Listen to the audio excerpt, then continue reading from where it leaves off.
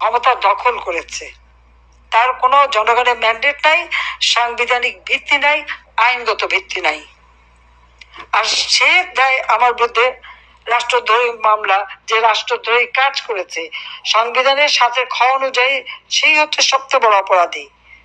যে এইভাবে ক্ষমতা দখল করলে তার শাস্তি হবে, এবং ইনশাল্লাহ শাস্তি দেবো, এতে কোনো সন্দেহ নেই। আজকে সমস্ত অর্থনীতিকে ধ্বংস করে দিয়েছে, প্রবৃদ্ধি কমে গেছে, মাথাপিছু আয় কমে গেছে, মানুষের কোনো দিনমজুররাও আজকে কাজ পায় না। আর ধর্ষণ, শিশু নারী ধর্ষণ, বাংলাদেশ জন্য এখন ধর্ষণের স্বর্গরাজ্য, কিন্তু কেউ কেউ সংবাদ পরিবেশন করতে পারবে না, কোনো সংবাদ দিতে পারবে না, কোনো নিউজ দিতে পারবে না।